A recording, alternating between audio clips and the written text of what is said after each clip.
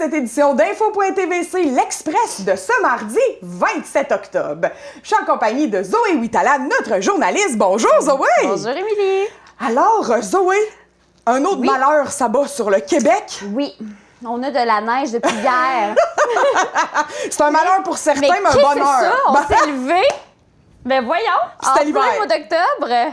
Ça arrive quand même assez fréquemment dans la région. Ah oui, ben, c'est ça. Moi, ça faisait 10 ans que j'étais partie, donc j'ai été surprise. Alors, hier, il y a eu de la neige à partir du 26 octobre. Ouais. Puis, même qu'ils ont dit qu'il y a des opérations de déneigement dans quelques municipalités qui ont commencé. Donc, c'est parti. Et c'est parti. Ça risque peut-être de tout fondre, de revenir brun. Ouais. Et de revenir blanc, mais éventuellement. Honnêtement, moi, j'aime pas ça. Je trouve que ça donne un peu de magie. Ça change la routine. Oui, exactement. Ça change le paysage. En pandémie, mon chien, en tout cas, était bien content. Ah oui, les bouviers bernois adorent. Les chiens, tous les chiens confondus deviennent mongols. Oui, les bouviers bernois, parce qu'on a tous les deux un bouvier bernois. Bon, on va arrêter de parler de nous. Alors, passons à la COVID. Quels sont les chiffres pour aujourd'hui? Oui, 6 cas dans le Bas-Saint-Laurent aujourd'hui, nouveaux cas, et pour un total de 455 cas. Et il y en a un dans la Matapédia pour un total de 21. Oui. Et les 5 autres, c'est 4 à Rimouski et 1 à Rivière-du-Loup. En date du 27 octobre, 405 cas rétablis. Bonne nouvelle. 7 décès, par exemple, et 2 hospitalisations. Donc, ça continue encore le COVID-19, mais il y a eu un point de presse hier, très important. Oui, hier soir, sur avec M. Legault, notre premier ministre, qui disait que le défi de 28 jours qu'on a commencé début octobre va être prolongé pour au moins 4 semaines, surtout, puis les mesures sanitaires dans les zones rouges vont rester pareilles pour l'instant. Oui. Mais dans 2 semaines, il va quand même réévaluer la situation. Ce qui veut dire que les restaurants toujours fermés dans les zones rouges. Les bars, les gyms. Là, par exemple, les gyms, il y a quelque chose qui se passe, c'est qu'ils menacent finalement le gouvernement à rouvrir ce jeudi. Donc, là, c'est sûr que M. Legault et son équipe, le gouvernement, se préparent à peut-être devoir intervenir. Il va peut-être avoir des amendes pour les gyms. Alors, c'était pas mal ça hier, je dirais. Sinon, c'est ça, je dis 24 semaines. Dans le fond, c'est jusqu'au 23 novembre que ça a été prolongé finalement. Un autre 4 semaines, Un autre 4 semaines. Ça tombe le 23 novembre, la date pour l'instant qui est sûre. Oui. Mais comme je dis, dans 2 semaines, on va réévaluer. Oui. Ensuite, la santé publique a constaté qu'il y a peut-être plus d'éclosions ces temps-ci chez les adolescents. Jeunes, et aussi dans les milieux de travail. Exact. Donc, il va y avoir, dans le fond, finalement, ils demandent dans les milieux de travail s'ils peuvent resserrer un petit peu plus les mesures. En effet. Favoriser le télétravail. Puis, ils vont surveiller aussi, CNESST. Oui. Bien sûr, ils vont regarder plus, ils vont plus être à l'affût.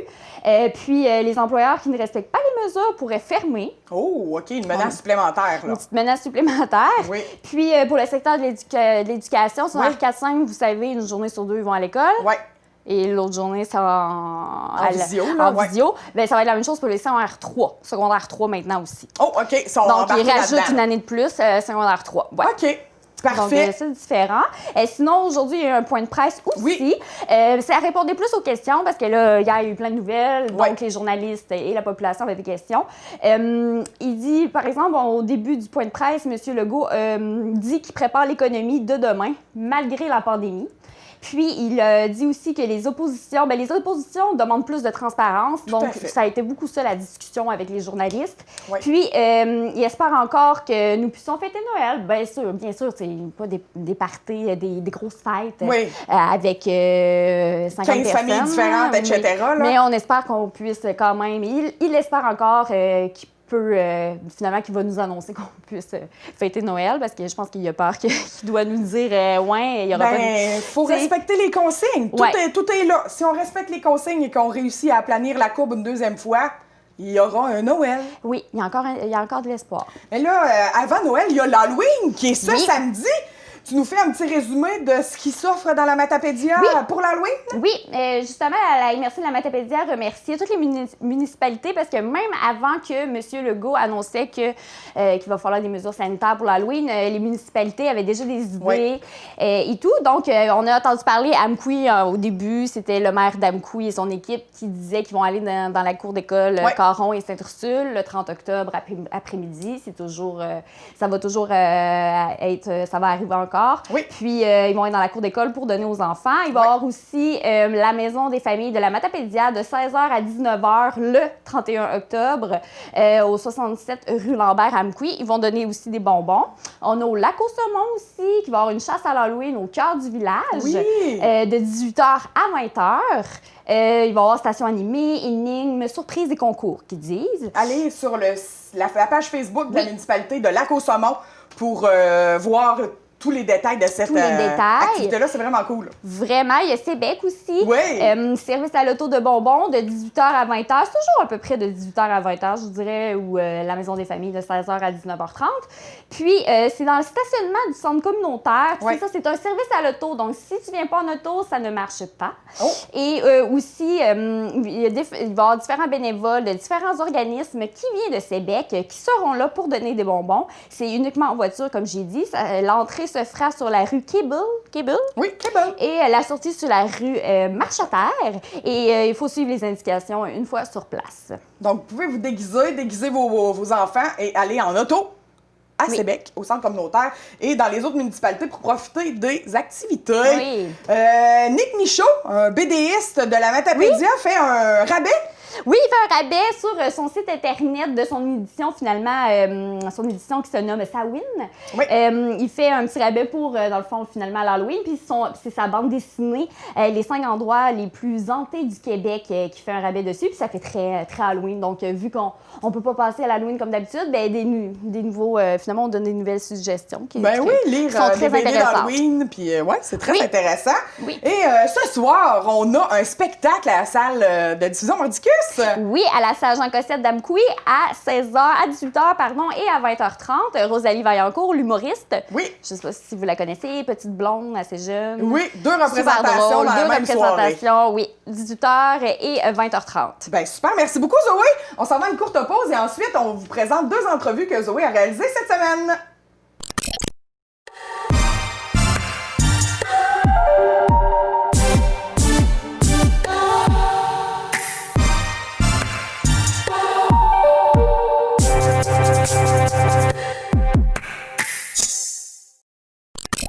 Zoé, tu as rencontré Christina Michaud, notre députée fédérale, pour parler de son bilan de sa première année. Oui, ça fait 1 an qu'elle est notre députée fédérale. Puis je tiens à dire, parce qu'on l'a pas dit en entrevue, Christina Michaud, c'est la plus jeune et la seule femme qui a représenté finalement, qui représente présentement. Et il n'y en a jamais eu avant, la circonscription d'Avignon, la métisse Matane-Matapédia, qui représente finalement le Bloc québécois au gouvernement à Ottawa. Le 21 octobre dernier, Christina Michaud fêtait ses 1 an comme députée fédérale et nous l'avons présentement avec nous virtuellement pour faire un petit bilan. Allô? Allô, ça va bien? Oui, toi? Oui. Alors, tout d'abord, joyeux anniversaire. Ça fait 1 an qu'elle a été notre députée. Merci. Puis pour commencer, j'aimerais savoir, dans les dossiers que tu as traités pour la région dans la dernière année, de quoi es-tu le plus fière? Mon Dieu, il y a beaucoup de choses. C'est difficile de choisir, mais je pense que tous les dossiers qui touchent ma région, justement, et si je fais la comparaison entre Ottawa et ce qui se passe chez nous, bien entendu que je suis plus fière de ce que j'ai accompli pour les gens de chez nous. Ça passe par les promesses, si tu veux, là, que j'avais fait en campagne électorale, le fait d'avoir un bureau justement à Amqui, ce qui n'avait pas été le cas depuis plusieurs années pour les députés fédéraux, puis un autre dans chacune des MRC que je représente. Ça, je suis très contente de pouvoir compter sur une équipe qui est extraordinaire, qui est présente dans chacune des coins de ma région. Alors ça, je suis très fière de ça, de pouvoir offrir un service à la population, et c'est ce qu'on a fait beaucoup pendant la pandémie, parce qu'avec la fermeture des bureaux de Service Canada, avec les nombreux programmes qui étaient mis en place par le gouvernement, les gens avaient besoin de savoir, avaient des questions. Alors c'est des centaines de personnes qui nous ont contactés pour avoir besoin d'aide sur leur dossier, que ce soit l'assurance-emploi, la PCU, tout ce qui touche l'Agence du revenu du Canada, j'en passe. L'immigration aussi, il y a eu beaucoup de cas d'immigration qu'on a dû traiter, parce que c'est très lent à Immigration Canada en ce moment pour les demandes, que ce soit demande d'asile, de résidence permanente, travail, etc. Alors ça, j'en suis bien fière. Sinon, c'est certain qu'il y a eu des investissements importants dans la région, quand on parle du programme Nouveaux Horizons, Emploi d'été Canada, puis d'autres genres d'investissements aussi qu'on a vus dans les derniers mois et qui sont à venir aussi. Donc, le développement économique, c'est de la plus grande importance pour moi. Donc, je suis contente d'avoir déjà ça sur mon premier bilan. Sinon, bien entendu, on a fait une belle... je reviens un petit peu là sur ce qu'on a fait pendant l'été à la fête nationale. C'est 1000 arbres qu'on a distribués aux gens qui sont venus les chercher au bureau d'Amqui. Même chose à Carleton, Matane, à Presse aussi pour l'inauguration de mon bureau là-bas. Et c'était en plein dans le champ de mes valeurs environnementales là, et la campagne électorale carboneutre, les bureaux certifiés carboneutres. Alors ça, j'étais bien contente et c'est une façon de se rapprocher un petit peu des gens en temps de pandémie. C'est pas facile, on peut pas organiser d'activités, d'aller voir notre monde. Alors ça, on a pu le faire en respectant les mesures de distanciation sociale. Alors, bien contente de ça. Et je glisserai un mot aussi sur la travailleuse de rang qui est maintenant, qui œuvre dans l'Est du Bas-Saint-Laurent, donc en collaboration avec l'UPA, le gouvernement du Québec. On a pu donner un petit soutien financier pour qu'on ait une travailleuse de rang pour soutenir nos agriculteurs. Alors ça, je suis bien contente parce que c'est quelque chose qui revient beaucoup à la santé psychologique des producteurs. Alors, de pouvoir leur offrir ce service-là, c'est une belle fierté. On n'en avait pas avant, c'est nouveau, puis c'est une très bonne idée. Sur quel dossier veux-tu surtout te concentrer dans la prochaine année pour la vallée de la Matapédia? Bien, écoute, j'aimerais qu'on se concentre, la vallée de la Matapédia, mais tout mon comté, en fait, là, qu'on s'assoie ensemble, tous les élus, les acteurs économiques, qu'on regarde comment on veut faire face à la relance économique, comment on veut remettre notre région de l'avant aussi. Ce sera pas facile pour plusieurs commerces, plusieurs entreprises qu'on ne sait pas s'ils vont réouvrir leurs portes. Là, je pense à des restaurants, des bars dans notre petit coin de pays. Je me dis que c'est pas facile pour eux. Alors, d'asseoir tous ces gens-là ensemble pour voir comment on peut rayonner par la aussi entre circonscriptions. Exactement. Alors, ça, c'est un de mes défis pour la prochaine année. Bien entendu, l'horaire est chargé aussi à Ottawa. Donc, c'est le dépôt. J'ai déposé mon projet de loi sur la responsabilité climatique. Il va être étudié la semaine prochaine en Chambre.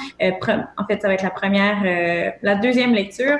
Donc, on commence le débat là-dessus. J'ai bien hâte d'en débattre avec mes collègues et c'est possible que ce projet de loi-là soit accepté. Alors, j'ai bien hâte de faire ça et bien entendu de continuer de travailler pour les gens de chez nous. Si on est encore en temps de pandémie, ça se peut que ça continue longtemps, continuer de leur offrir un soutien. C'est ce que j'ai fait aussi, donner un soutien financier à la hauteur de ce que je pouvais là, aux organismes communautaires, aux banques alimentaires, aux médias locaux aussi, pour qu'il y avait... C'était facile pour personne, là. Alors, on a essayé d'aider à près de 10 000 $ en soutien financier ces gens-là. Alors, ce sera la même chose là, pour l'année prochaine. Je l'imagine. On va continuer d'être présent pour eux s'il y a encore la pandémie, mais sinon... en tout temps, c'est une priorité pour moi d'être présente. Oui, l'économie, ça se réglera pas d'un coup. Là. On a perdu beaucoup d'argent avec la pandémie. Donc, oui, effectivement, il va falloir se concentrer là-dessus. J'ai l'impression l'année prochaine encore. Mais justement, tu as été beaucoup dans l'Est du Québec à cause de la pandémie ce printemps, cet été. Puis là, depuis quelques semaines, tu es beaucoup à Ottawa et tu sièges beaucoup dans les dernières semaines. Là, on voit beaucoup des vidéos circuler sur les réseaux sociaux en train de siéger. Oui, exactement. Toute l'affaire We Charity, en ce moment, la menace de tomber en élection d'un jour à l'autre avec les fameux votes de confiance. Il y a beaucoup de choses qui se passent ici. Alors, bien entendu j'aime faire ce travail-là aussi, là, de parlementaire. Il y a les comités aussi qui ont recommencé à siéger. Alors là, on est à travailler sur l'horaire et tout ça, les témoins qui vont venir, les études qu'on reprend. Alors ça aussi, c'est un travail qu'on accomplit à Ottawa, qui peut se faire de façon virtuelle aussi. Il faut savoir que le Parlement fonctionne de façon hybride. Alors, je peux être ici en chambre, en physique, mais je peux siéger aussi virtuellement. Donc, si j'ai à être dans le comté sans problème, je peux siéger virtuellement. Alors, beaucoup de beaux projets pour le Bloc à Ottawa. Juste pour terminer, par rapport à Régénère, j'ai vu que, j'ai entendu que tu disais que tu trouvais que c'était vraiment un beau projet, un bon projet, puis que tu voulais l'amener au gouvernement fédéral. Est-ce que ça a bougé un peu cet automne, ce dossier-là? Exactement. En fait, ça a bougé du côté de Régénère beaucoup et ça, tu me demandes ce que je suis fière de ce que j'ai accompli, mais je peux dire que je suis fière de ce que les gens de chez nous ont accompli parce que dès le jour où Air Canada a décidé d'abandonner les régions, les gens se sont mobilisés pour créer quelque chose pour pallier à ça. Et Régénère a été une des solutions proposées qui peut marcher pour l'Est du Québec, oui, mais pour l'ensemble des régions du Québec. Alors, c'est étudié présentement au gouvernement du Québec. Alors, bien sûr que ça relève de Québec. On peut appuyer ce genre de projet, d'initiative-là. Moi, je le fais parce que je crois en ce projet. Et le ministre des Transports, M. Garneau, a mené une petite consultation là, auprès de ses collègues, voir quelles solutions on proposait dans nos différentes régions pour le transport régional, le soutien au transport régional. Donc, j'ai pas manqué de proposer Régénère, mais aussi de cesser de financer directement les transporteurs et de plutôt financer des projets qui sont là pour rester, qui sont viables à long terme. Alors, je lui ai bien mentionné, puis j'ai hâte de voir les suites de ça. Oui. Christina Michaud, députée d'Avignon, la Métis Matin de Matapédia. Merci beaucoup. Joyeux anniversaire encore et on se voit bientôt. Merci beaucoup. À bientôt. Au revoir.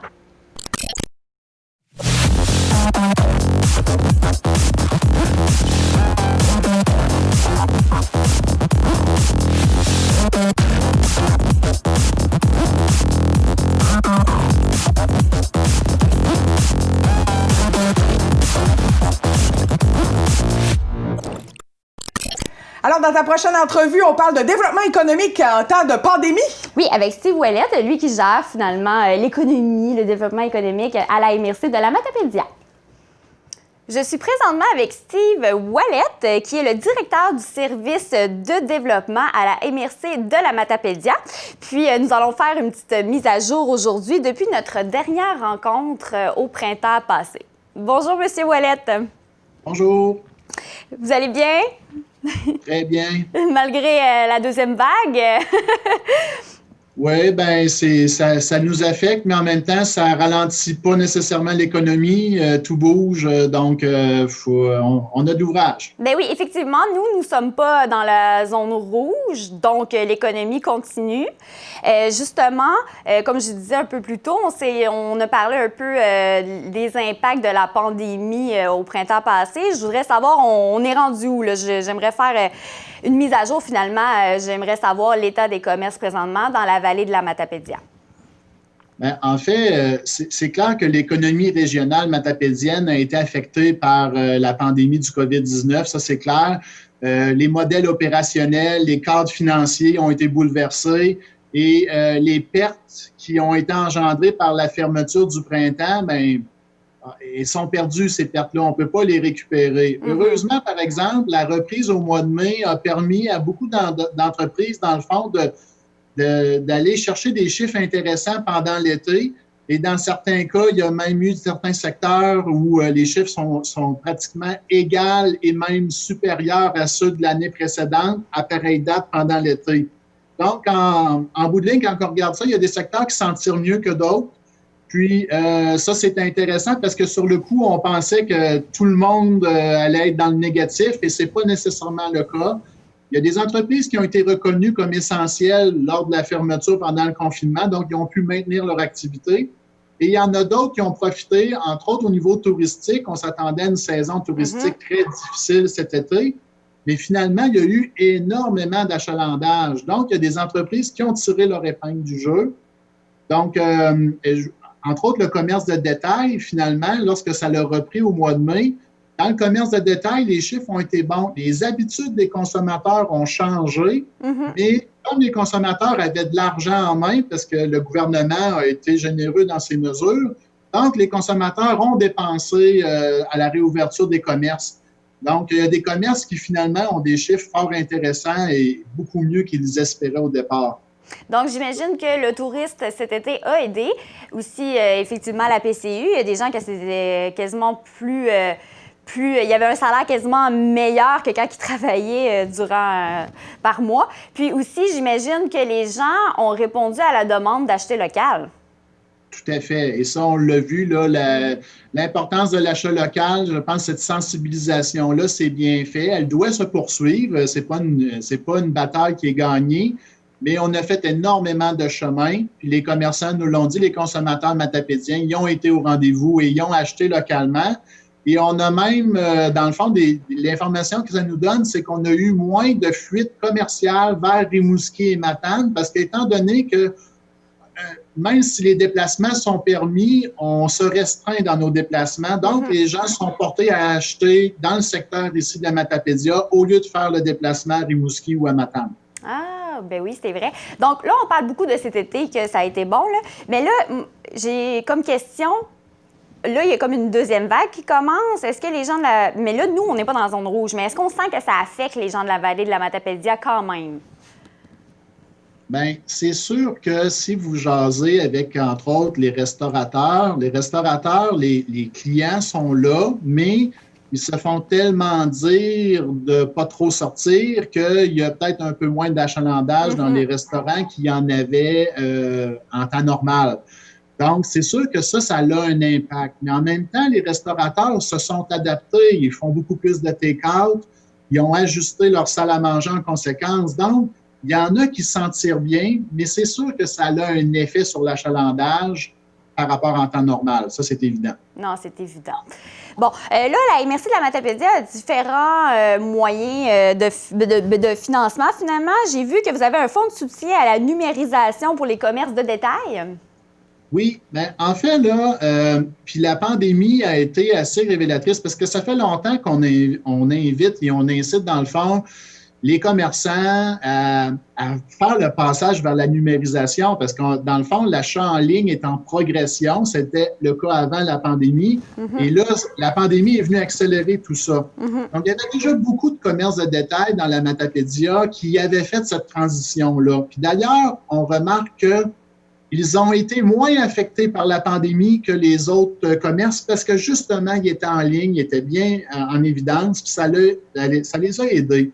Donc, nous, c'est important pour nous, dans le fond, de poursuivre ce virage numérique-là avec les commerces de détail. Or, dans nos politiques de soutien, dans le fond, nous, on a de l'argent qui est disponible grâce au gouvernement du Québec avec le Fonds Région et Ruralité. C'est comme ça qu'on peut se doter d'une politique de soutien aux entreprises puis d'intervenir. Malheureusement, cette politique-là, ça vient du provincial. On ne peut pas intervenir au niveau du commerce de détail parce qu'ils sont exclus afin d'éviter une concurrence déloyale. Sauf que les commerces de détail, ils ont été affectés par la pandémie, puis il faut trouver une façon de notre côté de les soutenir, surtout les plus petits. Il faut les soutenir dans ce virage numérique-là. Donc, nous, on a dégagé une somme à partir de nos fonds éoliens pour être capable d'intervenir auprès des commerces de détail qui veulent poursuivre ce virage numérique-là. Et c'est pour ça qu'on a mis en place ce fonds-là qui permet, dans le fond, d'intervenir si une entreprise, à cause du COVID, a fait le virage numérique en se dotant d'un site Internet et qu'il a fait sa dépense entre le 13 mars et aujourd'hui.